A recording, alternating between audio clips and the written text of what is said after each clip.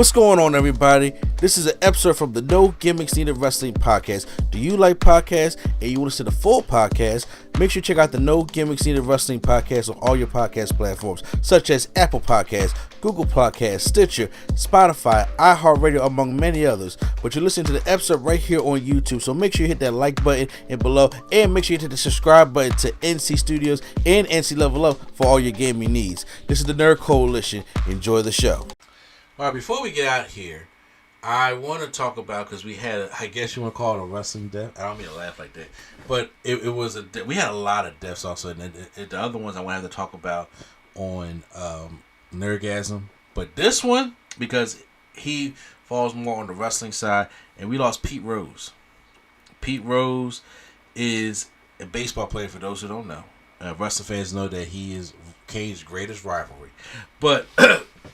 the greatest rival. But Pete Rose, hell of a baseball player. Played for the Cincinnati Reds. Played for my Philadelphia Phillies. Then back to the Reds, and he won 3 championships. 17-time All-Star. NL MVP, World Series MVP, Rookie of the Year, 2-time Golden Glove, Silver Slugger Award, and he has the most hits in baseball. Now, you know, with all that resume, he has 4,256 career hits, 3,215 career singles, played over 3,500 games, 14,000 careers at bats, you know, and over 15,000 career plate appearances. With all these kind of records, you're like, well, he should be in the Hall of Fame. Well, Pete Rose is not in the Baseball Hall of Fame because of him as a Cincinnati Reds manager was betting on teams. You're not allowed to bet, especially when you play a professional sport. You're not allowed to bet on yourself, bet on the team or anything like that. No, and then he got a ban from baseball thing, so a lifetime ban. Now people do, because he died, now the ban is over. I'm like, that's not how it works. Now, here's the thing. I'm not a big baseball guy. My father is the big baseball guy. Okay? My father, I mean, that man talk about the Jackie Robinson, you know, color line, the color barrier, like he was there. You know what I'm saying? My dad came a couple years after that. But still, my dad loves baseball and football. He will sit there and watch a baseball game like the playoffs on right now. I'm not in the... I like going to baseball games. Baseball games are very energetic, and they're not wrong when you get there, and it can be exciting, and the fans can be great. I like going to baseball games. Watching them, but now since I understand the sport a little bit better, watching them has been more entertaining since I understand this. Because before, I didn't understand baseball. I didn't understand really much the rules, the positions, or anything like that until I learned about it. I'm a basketball guy and a wrestling guy, but I'm a basketball guy also. And my dad's a baseball and football guy. So I knew about Pete Rose, but my Pete Rose education came from wrestling. Because at WrestleMania 14, he was the guest ring announcer for the Kane and Undertaker matchup that they had. That was the first meeting between Kane and Undertaker. This was back when we was getting Michael Myers Kane back in the day.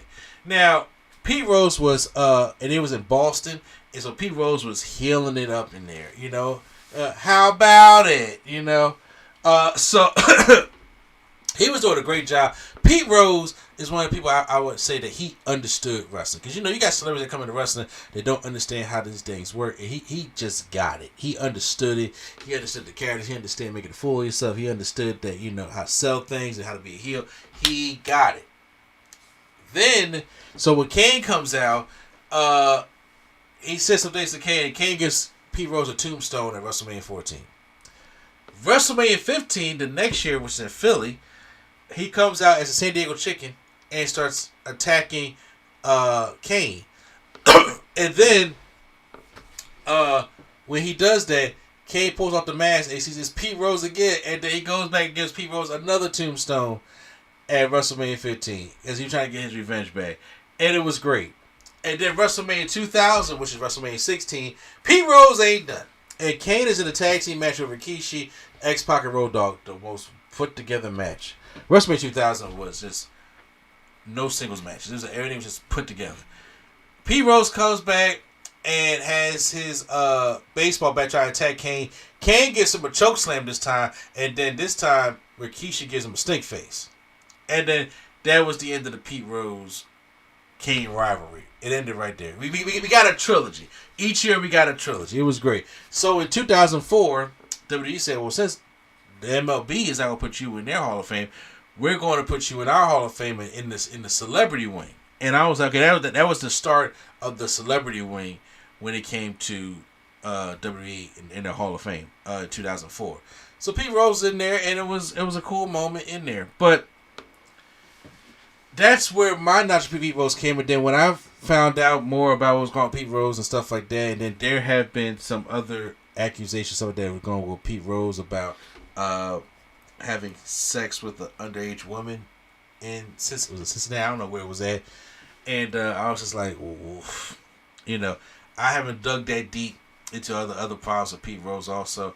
But the unfortunate thing is, people talk about the Hall of Fame, and there's no reason by his merits of stature alone in baseball he should be in the Hall of Fame. I'm not dumb towards. I'm not ignorant towards that. But I don't understand he's going to get in because they made and he voted on this lifetime ban. Right? Was it after he made those bets or anything like that? Because I know somebody out there listening who's really a baseball head who really knows the inside of this stuff is clawing their eyes out right now because I'm not saying this stuff right. But I think once that deal was made for the Hall of Fame about what you cannot do to get yourself a ban when it comes to this game and stuff like that, he broke the rules. And now I'm not sitting there saying that everybody in the Hall of Fame was clean. First of all, the Baseball Hall of Fame got drug users in there, people on steroids, straight stone cold racist people who that if they were still here today would probably string up a Negro. Okay, you have these people in the Baseball Hall of Fame, so you can't sit there and say that everybody else is clean up in there. But then once you start talking about, and it's just that people were. They head behind, or they didn't get caught about what they was doing. Hell, we just last year added the Negro League stats to MLB. So yeah, we got ways to go. You know what I'm saying when it comes to what's going on in MLB. But it's hard because if you put him in there are other Roger Clemens, Barry Bonds. Barry Bonds is the first one that comes to my mind. When it comes to steroid use, and it's like, okay, well, he's never going to be put in the Hall of Fame because of the steroid use. I was like, Barry Bonds was fucking great. And I'm like, you can sit there and argue how much of that was steroids and how much of that enhanced stuff like that. I'm just like, there's just so many other players that is, when it comes to the steroid use and all the other stuff that's going on that they can't be in the Hall of Fame, which I'm just like, makes me shake my head. So I listened to Solomon Sounds Off, and he made this thing saying, well, what if they was to put him in the Hall of Fame and underneath his plaque or underneath his name, it would be banned from baseball. So that way, it's like, you could still probably shit on the stuff that he did, but he still can be in the Hall of Fame. So I don't know how that's going to turn out. We just lost somebody else, especially in the wrestling circle, also in the baseball circle as well. So y'all can always let me know your opinions about it, to be honest with you. But rest in peace, Pete Rose.